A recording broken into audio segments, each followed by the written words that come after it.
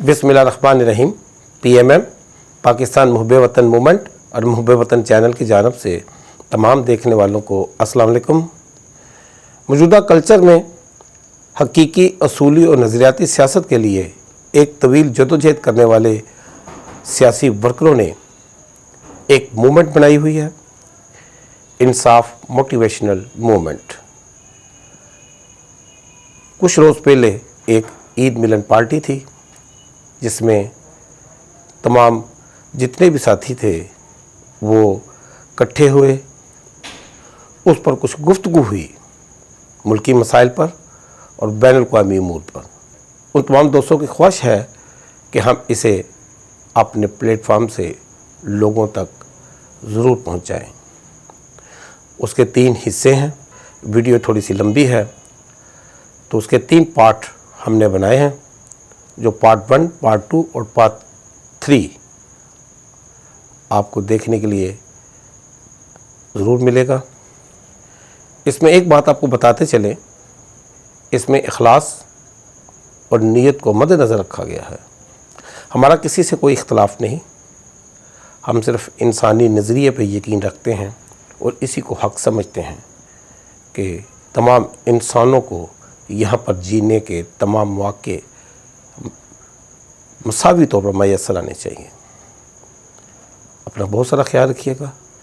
Part 1 आज से शुरू कर रहे हैं, फिर इसके बाद पार्ट 2, फिर पार्ट 3। वाखिर दुआना अल्हम्दुलिल्लाहि रब्बिल आलमीन। आज की महफिल में आकर और मैं एंडोर्स करता हूँ अपने अजीज़ अब्बास भट्ट की गुफ्तगू को, नदीम डार की बातचीत को, और इससे इत्तेफाक करते हुए 100% इत्तेफाक करते हुए भट्ट साहब आपकी बात से अब मैं गुजारिश करता हूँ कि आरफ भट्ट साहब मेरी भी नुमाइंदगी फरमा दें और मेरा जो वोट ऑफ कॉन्फिडेंस है विद आरफ भट्ट साहब। Thank you very much. मैं मशकूर हूँ जी जाहिद साहब का, वो तशरीफ़ लाए हैं और मुझे उम्मीद थी थोड़ी सी बात होगी, मगर जैसा मैं टोटल बात ही भट्ट साहब पे डाल रहा हूँ। तो जनाब अब चूँकि हुक्म भी हो गया भट्ट साहब का, मैं चाहता था 1-2 था, मगर चूँकि अब हुक्म हो गया तो मोहतरम आरफ भट्ट साहब।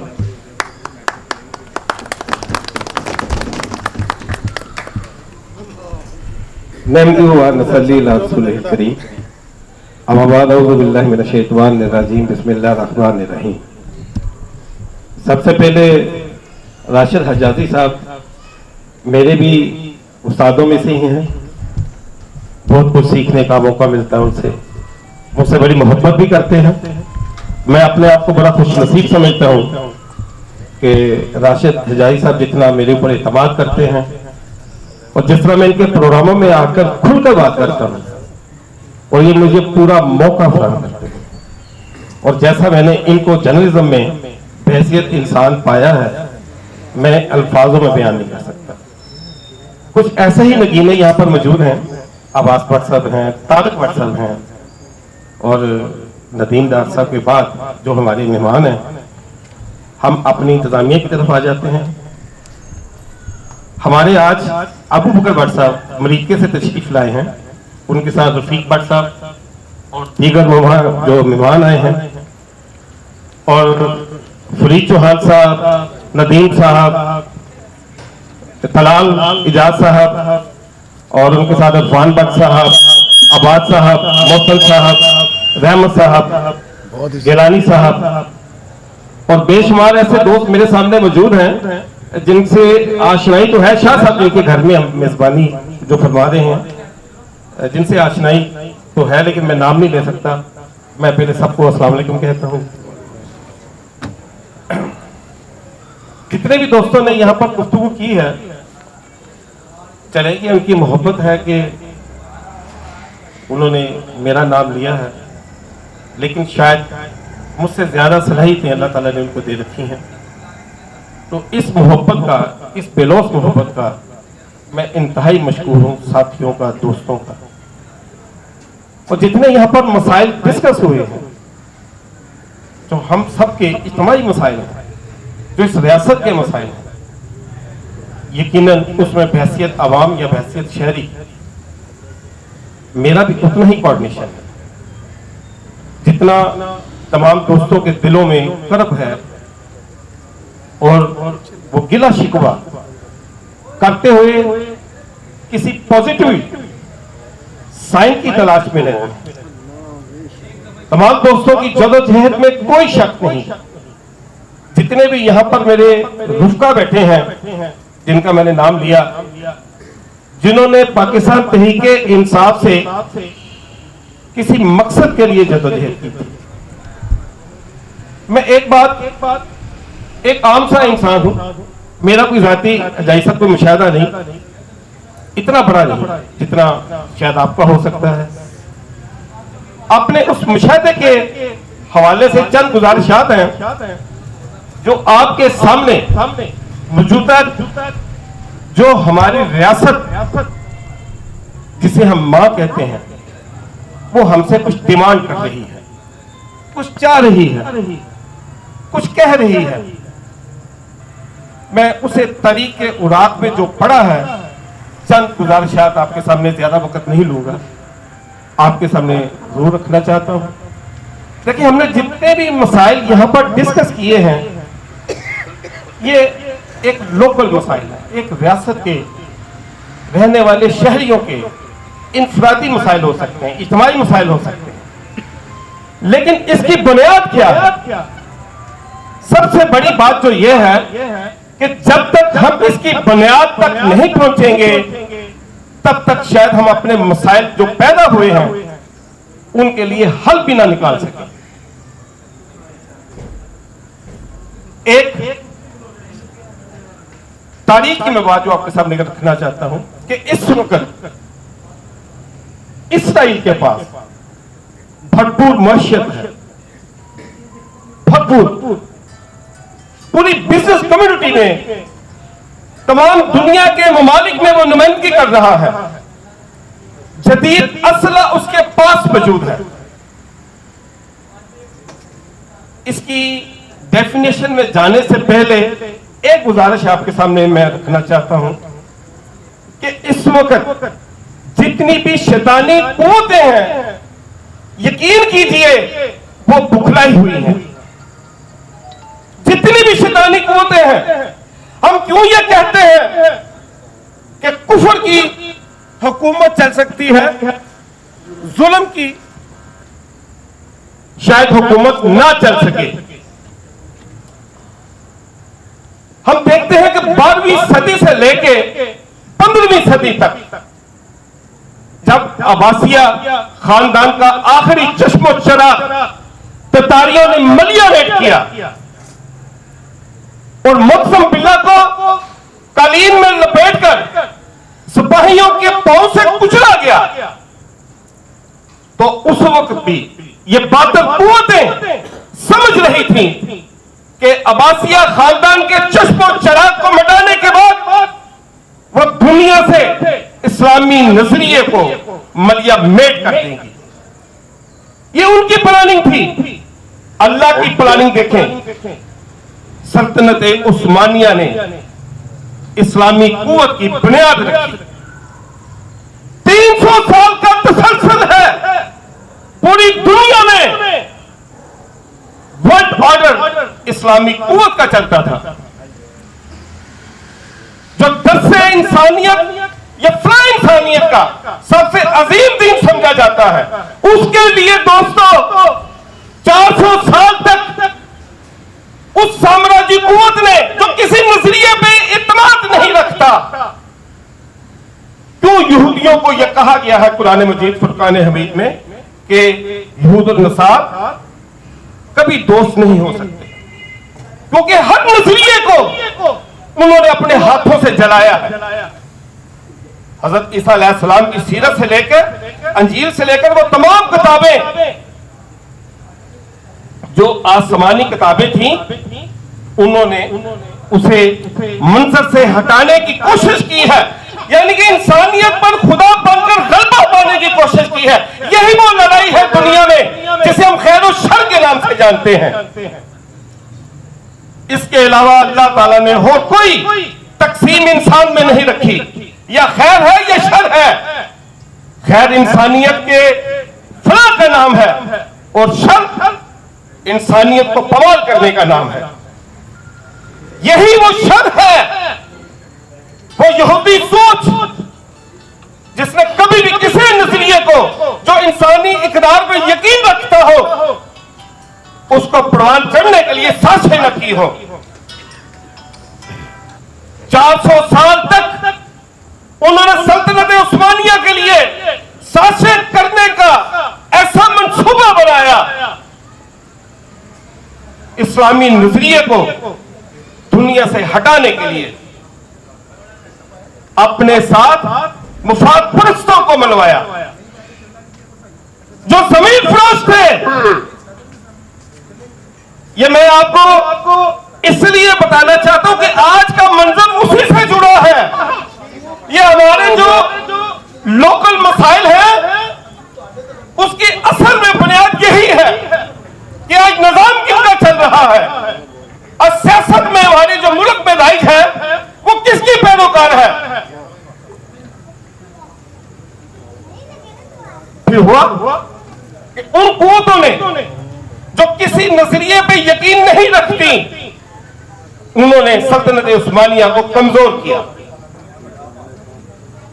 और फिर वक्त के साथ टाइमिंग को देखिएगा। मैं इसके बाद फलस्तीन के ऊपर जरूर चंद बातें आपके सामने अपने मुशाहिदे की रखना चाहता हूं कि जब उन्होंने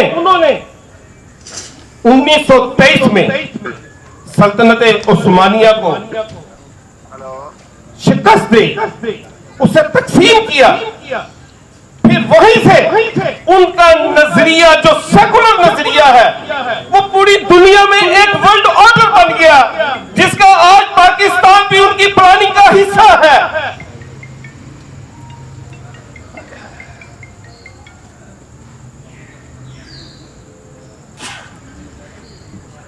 लेकिन एक बात जो मैं अपने खातमुन नबीन की आपके सामने रखना चाहता हूं, जो दोस्तों को इस बारे में आने वाले वक्त की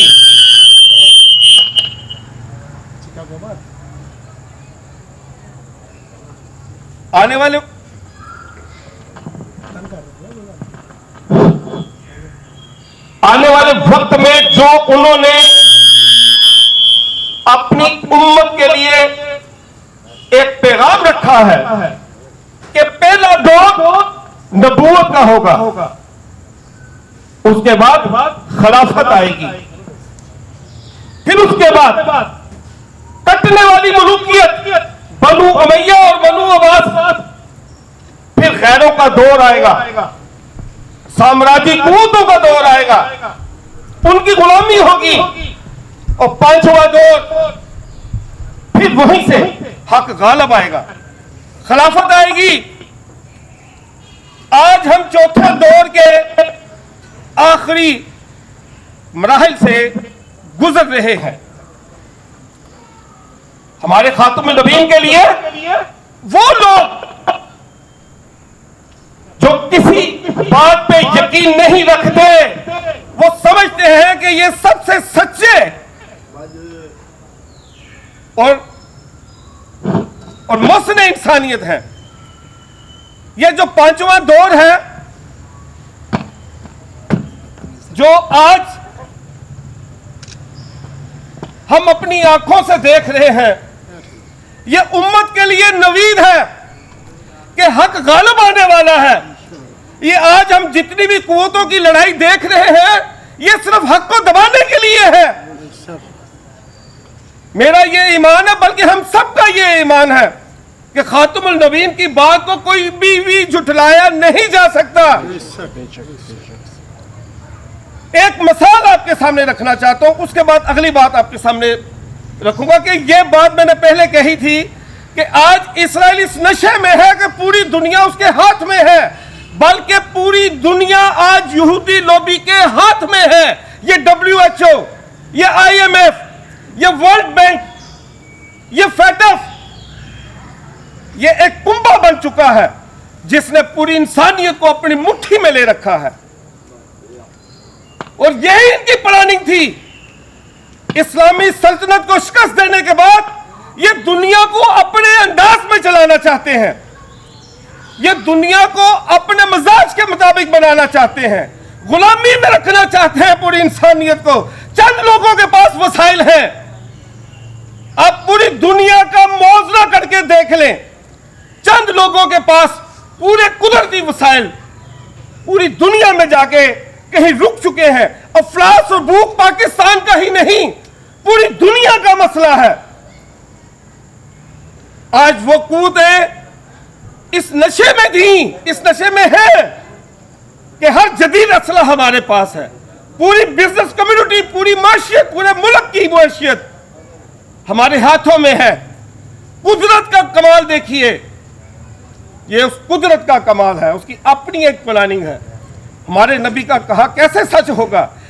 नजर आ रहा है कि वो रशिया जो 1967 में जमीनी मदद करता था इस्राइल की, उसे असला देता था, जितना असला था रशियन असला था, आज वही रशिया इस्राइल के सामने खड़ा है। आज चाइना इस्राइल के सामने आके खड़ा है और वो दूर बैठा सबसे बड़ा इस दुनिया का जो जहरीला नाग है, जिसने इंसानी इकदार का लबाडा पहनकर देवदास का किरदार अदा कर रहा है अमेरिका, वो कैसे जमीनी रास्ते से उसको असला पहुंचाएगा। आज सहराओं में इस्राइल बंद होकर बैठा है। पहली दफा ये लिख ले, ये देख ले, तारीख को पढ़ के देख ले कि इस्राइल में ये सायरन बजे हैं। पहली दफा ये इस्राइल की तंसीबात को नुकसान पहुंचा है।